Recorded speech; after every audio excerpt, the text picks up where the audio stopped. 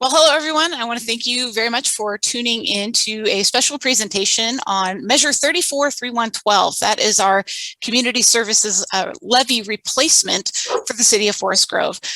Today, we're going to provide an overview of that levy as to what it entails, how it affects the different departments that are part and serviced by the levy.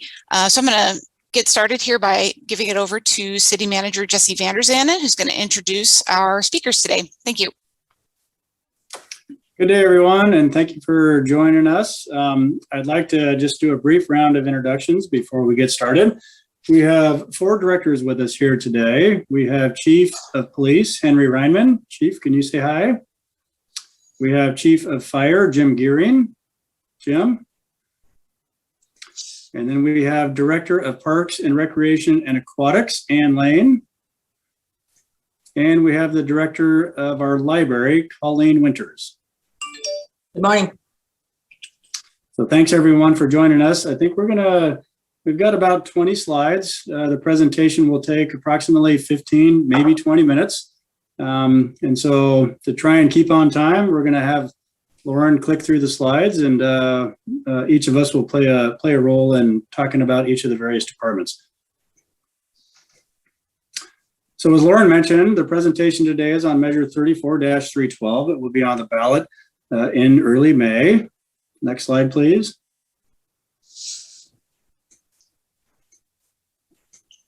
A little bit of history.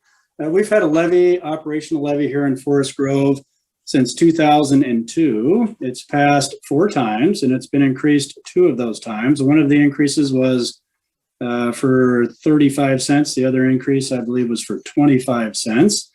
It partially funds our core services of fire, police, parks and recreation, and the library. And by partially funds, there are other general fund monies that go toward these services. The levy is in addition to the property taxes that are currently charged. About 80% of the levy supports fire and police. The remaining 20% goes to parks, aquatics, and library. Next slide. So this is just a brief comparison of existing to proposed. Our existing levy expires in June 30th of 2023. It was a 5-year levy. The proposed levy is also 5 years.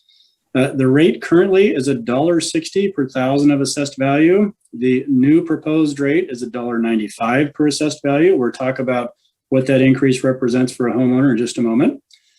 The current levy contributes about $3.1 million per year for fire, police, parks, recreation, and library. The new levy would contribute approximately $4.3 million per year, each year for 5 years for fire, police, parks, and recreation, and library. If I didn't mention it earlier, the levy is for operation funding. It's not for any type of capital funding, just for operations. And then approximately 80% would fund fire and police, and that continues into the next levy. There's no changes there. In regards to general fund, our total general fund is about $21.6 million, and about 14% of that, or as I mentioned, $3.1 million comes from the levy. Next slide, please. And then about 80% supports our police and fire. As you can see here, we have about 31% fire, 47% police. Add those together, and we're looking at about 80%. So next slide.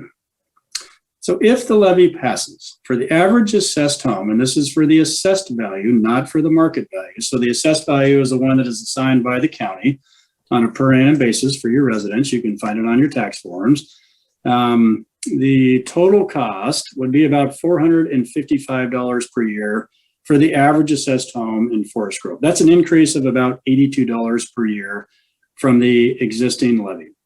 The rate was really set based on the long-term needs for each department. And what went into that assessment was a lot of different things. Staffing levels, population growth, overall assessed value per capita. There were several kind of metrics that went into that long-term needs assessment that we discussed with City Council and ended up coming up with the $1.95 rate. It also responds to inflationary pressures that we've seen at the city as well. Next slide, please. If the levy fails, the current levy of $1.60, which expires next year, if the levy fails, then the money that is associated with that levy, or about $3.1 million a year, would stop. And if that revenue stream stops, then what the city has to do is we have to go back and essentially reduce that amount out of the budget for the various departments. So you would lead to fewer firefighters, fewer police officers, fewer parks and library staff, and fewer recreation and library programs. We've seen this in the past, and if you look at the history of the levy in the past for the city, we have had to reduce staff in the past. Those staff have been hired back subsequent to when the next levy passed. And so we would be looking at the same scenario again if the levy fails. Next slide, please. I'd like to pass it off to Chief Gearing. Chief, you're up. Okay, thank you, Jesse. Good morning or good afternoon, depending on what time you're seeing this. Thank you for your interest in the levy discussion and for tuning in today to learn a little bit more about the different departments and what the levy means. I want to talk to you for a minute or so about fire and rescue. This slide here shows call volume for the last 4 years. And you can see an increase over the last 4 years of about 10% in call volume. So that is not something that you want to see is an increase in call volume. You want to see a steady pace, but we can attribute this to a lot of the growth that's happening in our city.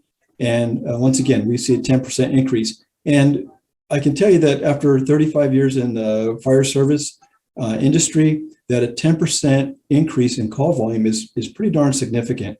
That's a big increase. And then you should also know that currently, after looking at numbers for this quarter, the fire department in Forest Grove is on pace to add another 800 calls annually to this year. If we keep track with the pace that we're going, we'll add another 800 or so calls. That's pretty significant. Our increase in call volume has provided a decrease in our response reliability. So what that means is you have an increase in call volume, your units are being sent out to handle emergencies more often, and it decreases your ability or your availability to respond to a second call when it occurs. And when that occurs, we have to rely on mutual aid, which means we are relying on units from a further distance from either Banks or Gaston or Hillsborough or Cornelius to respond into our city to cover those calls. So once again, that's not something we want to see. We want to see our availability and reliability consistent. And we're seeing a drop. Pound for pound, Forest Grove receives the most calls per firefighter in Washington County. So let's take a look at the next slide. This slide looks at our response time increase. So we see an increase by about 5.5% over the last 3 years. And this actually shows a response reliability that has fallen to 85% versus the industry standard of 95%. So what does that mean? Well, when the ability to service your own calls drops to 95%, that's when a fire department should start looking at reasons why the reliability is falling and how we can make improvements to make sure that number doesn't fall any further. And we are at 83%, which is well below the industry standard. So really, we should have been looking at this quite some time ago and talking about solutions, how to fix our reliability issues and the ability to respond to our calls and prevent those response times from decreasing. So let's take a look at the next slide here. If the levy passes, we'll add firefighters that would enable staffing of 2 emergency vehicles. So that would mean a lot towards our response reliability efforts and being able to handle our own calls and not have to wait for units to come from further distances. We'd also increase our response reliability, decrease response times, and we'd improve our employee retention and our recruitment efforts. Once again, I can tell you that being in the fire service for such a long time and going through many recruitments to hire firefighters, we know that firefighters want to work for departments that have good morale, have good leadership, care about their safety, and so on. And firefighters also want to work for departments that make an impact. They make a difference in the community. They don't want to just run on calls. They want to know that what they're doing has a significance and can make a positive impact in the community. And the ability to respond to our own calls, make an impact on the reliability, and keep our response thresholds where they should be, that makes a difference. And I think that would attract firefighters to want to work here, where they know that what they're doing makes an impact in our community. I'm going to pass it over now to our police chief, Henry Ryman. Thank you, Chief Gerling. So on the police side, in many ways, the police department uses the same matrices and standards that the fire department uses in determining our workload analysis and staffing needs. If you look at the current slide, I need to point out a couple of anomalies. This is the 2020 year.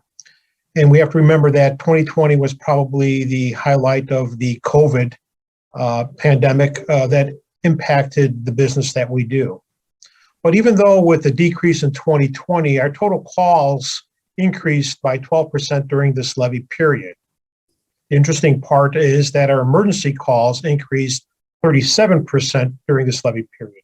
When I talk about emergency calls, those are our priority one calls, the calls that have imminent threat to life or property. Next slide, please. And again, our response time has been on an increase. Again, we have an anomaly in the 2020 year because of COVID. We kind of took precautions and did not do a lot of preventative or proactive type of policing, such as traffic stops and so forth, and only responded to the dispatch and priority calls that we received. But with this all said, we still saw an increase over the levy period by 23% in our response time. And we are projected to see an increase at this point in 2022. Next slide.